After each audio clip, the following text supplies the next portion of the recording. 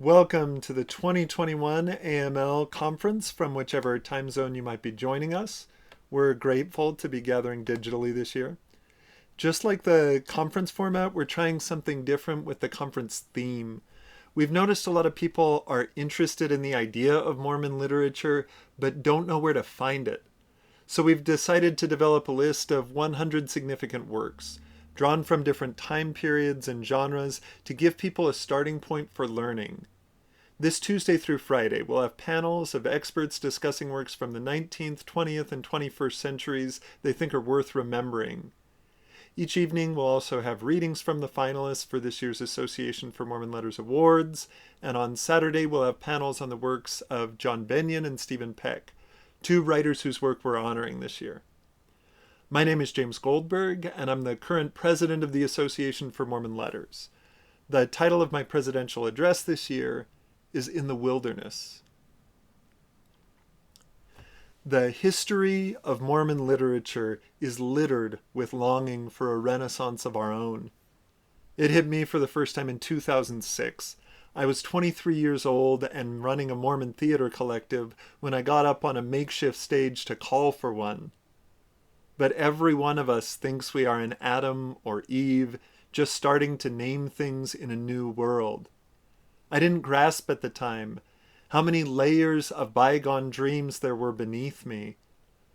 Later, I read Eugene England's 1982 Meditation on Mormon Renaissance, The Dawning of a Brighter Day, Spencer W. Kimball's 1967 address, Education for Eternity, which was later revised as the Gospel Vision of the Arts, and, of course, Orson F. Whitney's 1888 sermon, Home Literature, where he says we will have Miltons and Shakespeares of our own if we build our own hive and honeycomb.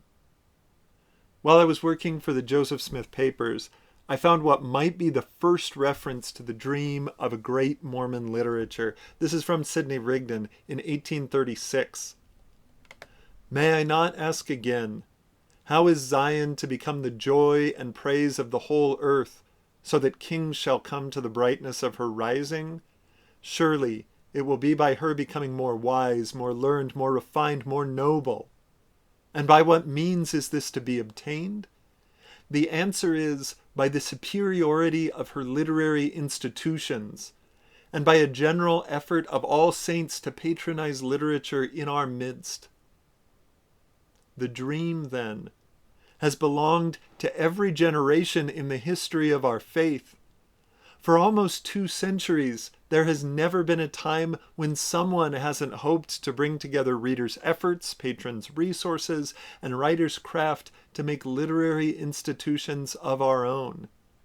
There has never been a time when we haven't wanted to read things that move and astonish and change us. When we haven't wished to expand the borders of the Mormon imagination. Why long for literature? Because we are a people of the books. It was words that sparked something in each of us, words that drew us together. From the beginning, Mormonism attracted people so thirsty for words of the Lord, they split the canon wide open to drink from the waters locked beneath. Of course, we want more good books. Why long for literature? Because literature is vicarious. The tools of literature are designed to strip away obscuring layers and give us a glimpse of another soul, designed to reach across time, space, and circumstance to link lives together. Of course, we want our hearts turned. Why literature? Because if there is one thing we truly know, it's that there is power in words.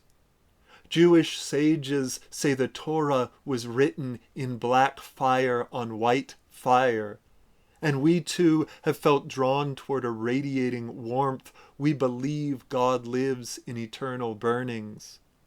Of course, we wish for tongues of flame. Why a literature of our own? Because we recognize the weight of the world. We have been warned against the sins of the generation. We could see, one would hope, at least that not all is well in Babylon. We know that the stories the world most wants about us are tales of fanatics and freaks. We've seen many of our best writers literally turn to magic to disguise themselves in outside eyes so they can share their Mormon minds. Yes, we know the grinding gravity of a dominant discourse. And yet we still claim the privilege of radical, heretical, insistent difference. We need a literature of our own because new wine should break old bottles. The genres and markets and conventions around us should never slake our thirst. We, the heirs of proud exiles, should never stop seeking a better home. But we have failed, again and again, to nurture those who work in words. We have failed to create spaces for bold experimentation. The Mormon writer of today will not find the kind of literary institutions Sidney Rigdon called for in 1836. We have been scattered. We have hidden. We have fled.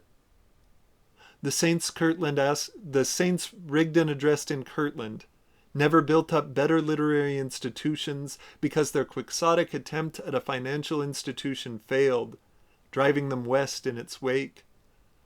Orson F. Whitney's call for a home literature on the model of other home industries came too late, just before pressure from the United States government convinced us to dissolve the People's Party and downplay communal economics.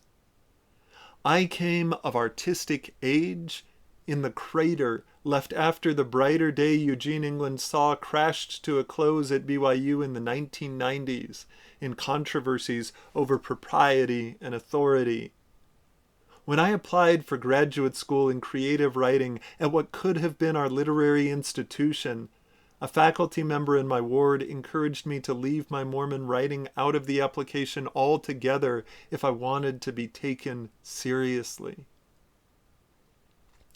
What happens to a dream deferred? For years now, I have watched the dumbest conversation unfold over and over again.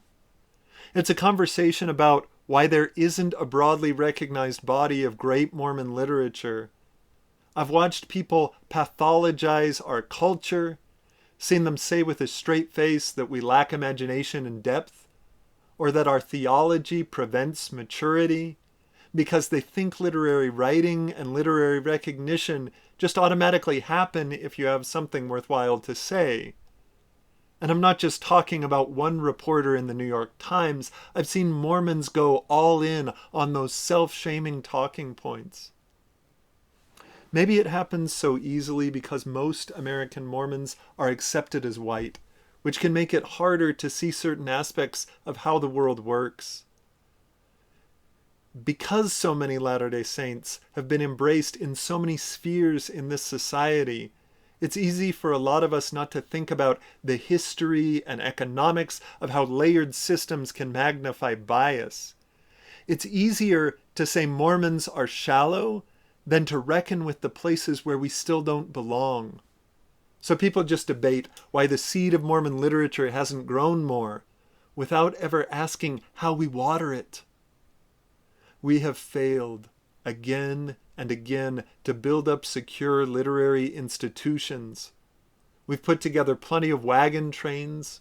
We gather in makeshift camps. But if a writer doesn't quit working on Mormon literature, it's because we're pioneer stubborn. It's not because we can see the promised land. It feels like we could change that now. Our community has flourished in so many ways. It feels like we could bring together writer's craft, readers' efforts, and patrons' resources to create some small and simple literary institutions of our own. It feels like the next generation still has a chance to feel encouraged, to find places and people to welcome them and tell them who came before, so we're not always starting from scratch, to have a stage for their Mormon work without having to build one out of cinder blocks and plywood like I did at first, to feel like they are building a resume that will be honored somewhere and not always looked at askance. Other Mormon fields have made it further. As a community, we've invested in history. Some brave and gifted women and men, with the help of serious patrons, are making a living now while widening the scope of Mormon visual art. I could live to see a day when our faith not only needs my skills, but also welcomes them. This is possible. It is by no means assured. It won't happen without some people going out on a limb. There are bound to be missteps along the way, but we can build something. If you feel moved by what I am saying, I hope you will reach out to me or to the people around you to see how you can use your time, talents, or resources to help build something. How you can carry forward our people's perpetual dream. I would love to see it. I would love to taste the fruits of a tended harvest. But if not, I refuse to let that matter. I will write in the desert. I will search out the half-forgotten names of those who went before and glean what I can from them. I will sing the songs of our people. I will speak our language. I will find the fire in the words God gave us and beg it to burn just one more time. The wilderness has been good to me. I have lived off the old herder foods of milk and honey, and my work has blossomed as the rose. Thank you.